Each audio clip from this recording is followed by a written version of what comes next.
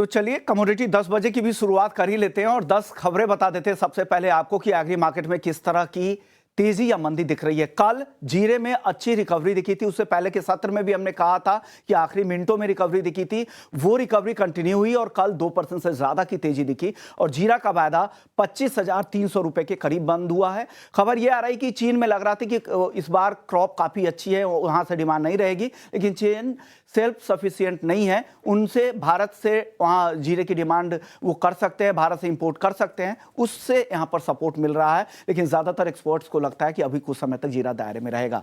वहीं धनिया की अगर बात करें तो धनिया लंबे समय से सुस्ती नरमी के मूड में ही दिख रहा है। अभी भी भाव 6,750 के आसपास ही है। कल हल्की रिकवरी दिखी थी, लेकिन अभी भी दबाव में है क्योंकि पुराना स्टॉक भी काफी ज्यादा है, मांग उस तरह की निकल कर नहीं आ रही है। हल्दी की बात करें तो हल्दी में भी सीमित दायरे में कारोबार है। यहां पर भी कहा जा रहा है कि जितने भी बड़े उत्पादक राज्य हैं वहां पर इस बार बम्पर सोइंग हुई है और जो नया सीजन होगा, अगला सीजन होगा, वहां पर काफी प्रोडक्शन हो सकता है क्योंकि दाम भी लोगों को, किसानों को ज्यादा मिले हैं, तो उस पर फोकस भी है और मॉनसून की स्थिति भी बेहतर है। अब बात करते हैं ग्वार सीड और ग्वारगम की। इन दोनों काउंटर की अगर बात करें तो यहां पर भी सुस्ती दिख रही है। 5,200 रुपए के नीचे कल ग्वार सीड का वायदा आ गया है और ग्वारगम 10,150 के आसपास है। यहां पर भी पहले कहा जा रहा था कि इस साल सोइंग कम हो रही है, लेकिन इस तरह की खबर नहीं है। सोइंग की रिपोर्ट ज्यादातर इलाकों से अच्छी आ रही है और फसलों को लेकर भी कोई ज्यादा अभी तक चिंता नहीं दिख रही है। कैस्टर की बात करें तो हाजिर डिमांड अच्छी है, 6,250 के आसपास है। एक तेजी के बाद अब यहां पर कंसोलिडेट करने की कोशिश कैस्टर कर रहा है। वहीं क्रूड सनफ्लावर की बात करें तो बाकी खाने के तेल में भी गिरावट आ रही है। सोयाबीन का इस बार बम्पर क्रॉप है, रिकॉर्ड क्रॉप है। इंटरनेशनल मार्केट में, घरेलू बाजार में भी फसल अच्छी है और लगातार यहां पर गिरावट दिख रही है। और सनफ्लावर गिरावट के बाद अब यहां पर थोड़ी रिकवरी है, 910 रुपए के आसपास। कपास की बात करें तो 1,600 रुपए के ऊपर एनसीडीएक्स पर कपास का वायदा है। सुस्ती के बाद थोड़ी बहुत खरीदारी यहां पर दिख रही है क्योंकि इस बार की जो सोइंग हुई है कॉटन की घरेलू बाजार में पिछले सीजन से 9% से भी ज्यादा कम है क्योंकि ज्यादातर किसान दलहन की ओर फोकस कर रहे हैं। कॉटन सीड ऑयल की अगर बात करें तो यहां पर तेजी का रुख है, 3350 के आसपास है और आखिरी काउंटर है मेंथा ऑयल का काउंटर 965 रुपए के नीचे है। आज हल्की नरमी दिख रही है एमसीएक्स मेंथा पर। चलिए अब चलते हैं मनोज जैन के पास। पृथ्वी फिनमार्ट के डायरेक्टर है, रिसर्च हेड भी हैं, commodity research head. Manoj ji, सबसे पहले जीरे में बताइए सर, रिकवरी जो दिखी है ये आपको टिकाऊ दिख रही है, क्या करना चाहिए इस तेजी के बाद अब? गुड मॉर्निंग विश्वमोहन जी। बिल्कुल, यहाँ पे 25,500 जीने में एक रेजिस्टेंस है। कल भी हमने कीमतों को 25,740 तक जाते हुए देखा था, लेकिन ऊपरी लेवल से वहां मुनाफा वसूली देखने को मिली थी। हमारा मानना है आज यहाँ वीकेंड सेशन है और अगर कोई भी बढ़त मिलती है 25,500 से 700 की रेंज में, तो लॉन्ग की पोजीशन में एक बार यहाँ पे मुनाफा वसूली की सलाह रहेगी क्योंकि अभी कोई बड़ी तेजी एकदम से यहाँ पे नजर नहीं आ रही है और मानसून भी बेहतर है, तो सोइंग बेहतर ही होती हुई नजर आएगी। तो ऊपरी लेवल्स पे यहाँ पे मुनाफा वसूली करना चाहिए। तेजी नहीं लग रही है। कल हमने ग्राउंड के एक्सपर्ट से भी बातचीत की थी, उन्होंने भी यही कहा था कि दायरे में ही जीरा रहेगा और लोअर लेवल पे खरीदारी करे और जब ऊपर की तरफ जाए तो मुनाफा वसूली करे। कुछ समय तक दायरे में ही रह सकता है। धनिया और हल्दी में बताइए मनोज जी, क्या लग रहा है आपको इन दोनों काउंटर में? धनिया में भी यहाँ पे एक रेंज बाउंड मोमेंटम देखने को मिल सकता है। कोई अभी ऐसा तेजी का ट्रिगर यहाँ नजर नहीं आता है। जहां तक हल्दी की बात है तो यहाँ पे कल हमने सेलिंग का रिकमेंडेशन दिया था आपके साथ ही शो में, ऊपर में 15,300 के आसपास। तो हमारा मानना है कि वो जो है शॉर्ट की पोजीशन यहाँ होल्ड करके रखना चाहिए 15,550 के स्टॉप लॉस से। नीचे में 14,800 तक के जो लक्ष्य यहाँ पे नजर आ रहे हैं, तो वर्तमान लेवल से लगभग 200-300 रुपए की गिरावट देखने को मिल सकती है। ओके, तो जो करंट लेवल है वहां से 200-300 रुपए की और भी गिरावट अगर आपके पास शॉर्ट पोजीशन है तो बने रहिए। 15,550 रुपए का सिर्फ स्टॉप लॉस कैरी कीजिएगा, ये सलाह मनोज जी की तरफ से है। सर, ग्वार सीड ग्वारगम सुस्ती खत्म ही नहीं हो रही, क्या हो रहा है सर? क्या करना चाहिए इन दोनों काउंटर में?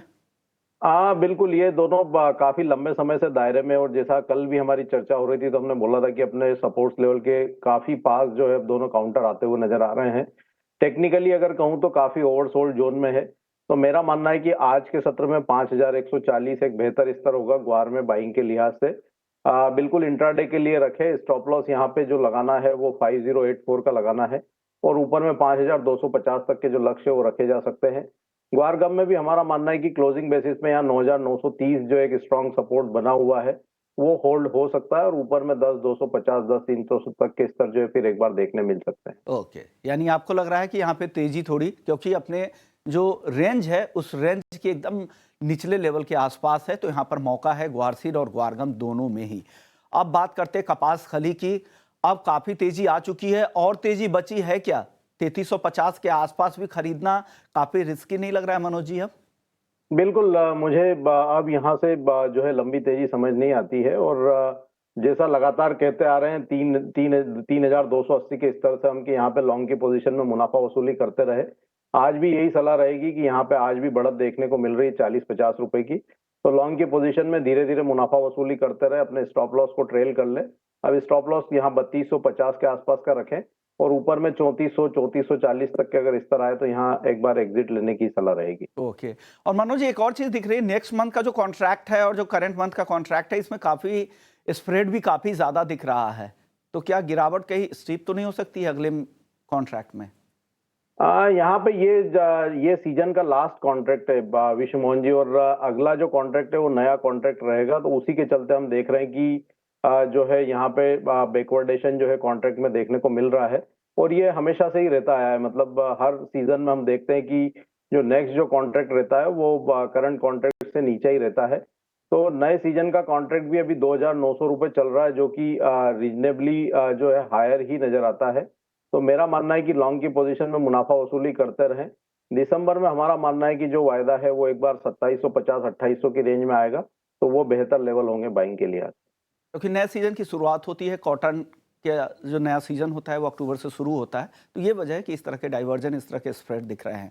चलिए नॉन एग्री मार्केट की बात करते हैं Manoj ji. Non agri market में कल गोल्ड और सिल्वर में मुनाफा वसूली दिखी थी, 1% तक की भी गिरावट दिखी थी। क्या लग रहा है आज तेजी दिख रही है, ये तेजी जारी रहेगी, कुछ कंटिन्यू होगी? आज अहम ट्रिगर भी है, जैक्सन होल में वहाँ भाषण भी है, संबोधन भी है फेड चेयरमैन का, पूरी दुनिया का को इंतजार है किस तरह के कमेंट्री वहाँ से आती है। क्या कहेंगे गोल्ड सिल्वर में, उससे पहले क्या करें? बिल्कुल, ये जैक्सन होल में जो यूएस फेड चेयरमैन की स्पीच है उसी के चलते यहाँ पे हमने कल मुनाफा वसूली सोने और चांदी में आते हुए देखी थी। यूएस के जो डेटा थे वो इनलाइन एक्सपेक्टेशन ही थे, तो वहां से ऐसी कोई खराबी देखने को नहीं मिली थी। लेकिन एक जो फियर था मार्केट में कि यहाँ पे फेड चेयरमैन की जो स्पीच है वो कैसी रहेगी, तो उसी के चलते हमने एक मुनाफा वसूली कल यहाँ आते हुए देखी थी।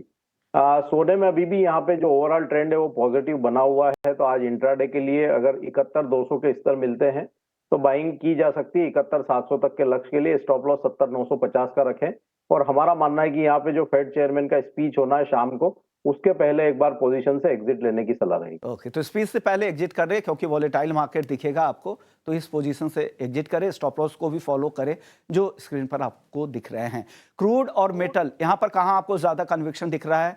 टॉप ट्रेड क्या निकल के आ रही है मनोज जी?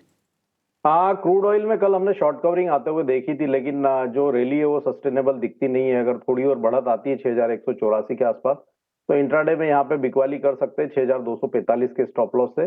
6,080 तक के जो लक्ष्य है वो यहाँ देखने मिल सकते हैं। वहीं अगर बेस मेटल की बात करें तो कल भी हमने यहाँ पे जो है पॉजिटिव मोमेंटम लेड में देखा था। हमारा मानना है कि यहाँ पे मोमेंटम बरकरार रह सकता है। एलएमबी वेयरहाउस स्टॉक में लगातार गिरावट देखने को मिल रही है। 189 के स्तर पर यहाँ बाय की सलाह रहेगी। 187.50 के स्टॉप लॉस से 192 तक के लक्ष्य यहाँ रखे जा सकते हैं। तो लेड बाय और क्रूड सेल की सलाह मनोज जी की तरफ से है। शुक्रिया मनोज जी, आपने वक्त निकाला, नॉन एग्री एग्री मार्केट पर अपनी राय रखी।